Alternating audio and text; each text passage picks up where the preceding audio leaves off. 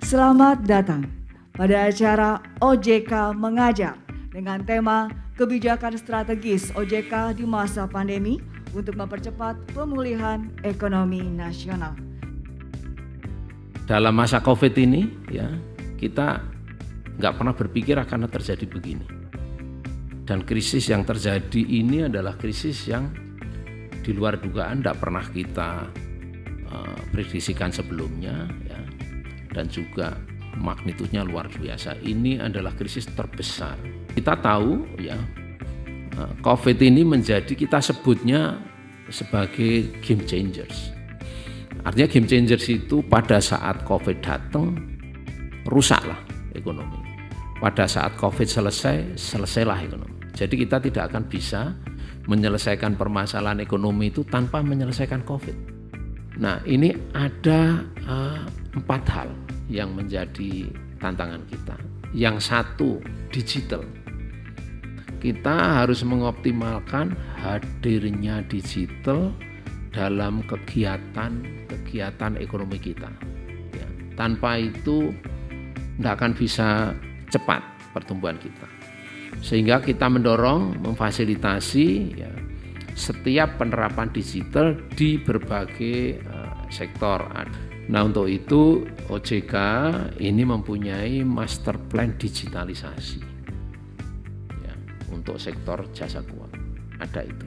Bahkan kita punya program membawa UMKM ke dalam ekosistem digital. Kita suka nggak suka, kita harus terlibat agenda yang kita sebut penurunan emisi karbon. Ini penting. Ya, kami akan bayangkan, karena ini mengikat secara global. Kalau kita nggak ikut, kita tercorner. Nah, ini kita harus mensinkronkan itu semua. 1, recovery COVID, 2, digital, 3, UMKM, 4, ekonomi hijau. Ini harus diramu dalam satu kebijakan. Untuk ekonomi hijau, OJK sudah mengeluarkan, kita sebut Master Plan Sustainable Finance. Dapat dipastikan bahwa pada saat ini kita semua tengah memasuki perubahan zaman, yaitu dari zaman digital ke zaman sebelum digital ke zaman digital. Perubahan zaman ini membawa perubahan pada jenis pekerjaan dan penghasilan.